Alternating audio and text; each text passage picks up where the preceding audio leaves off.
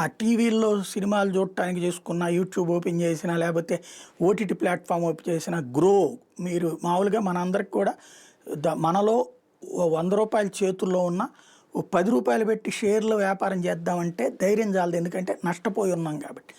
అలా కాదు, మీరు మా గ్రోలో పెట్టుబడి పెడితే చాలు మీరు గ్రోత్ అయిపోతారు అంటూ విపరీతమైన ప్రచారం చేసుకుంటూ వచ్చింది, దాంట్లో పెట్టుకుంది. అయితే ఇప్పుడు గ్రో షేరే 10% తగ్గడం అన్నటువంటిది సంచలనం సృష్టిస్తుంది. ఈ షేర్ ధర ఇష్యూ ధర రూ. 100 అయితే ఈ నెల 12 స్టాక్ ఎక్స్చేంజ్లు 112 దగ్గర నమోదైంది. బీఎస్సీలో మంగళవారం 188.82 దగ్గర ముగిసింది. ఉదయస్లో 193.91 దాకా చేరింది.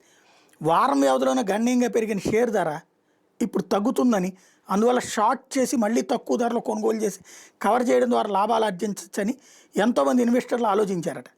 దాన్నే అమల్లో పెట్టేశారట. దాంతో వాళ్ళ అంచనాలకు భిన్నంగా గ్రో షేర్ ధర పెరిగింది. స్టాక్ ఎక్స్చేంజ్ల నగదు మార్కెట్లో విపరీతమైన షార్ట్ పొజిషన్లు ఏర్పడ్డాయి. దీంతో గ్రో షేర్కి ఇప్పుడు ఒక్కసారిగా పడింది.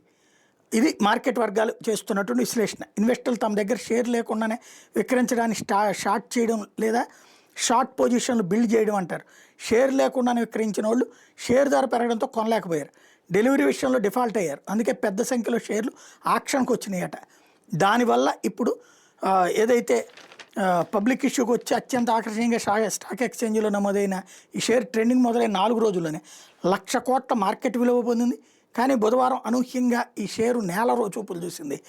అదే బ్రోకింగ్ సేవల సంస్థ అసలు పేరే billion brain garage ventures grow అనేటటువంటిది కాస్త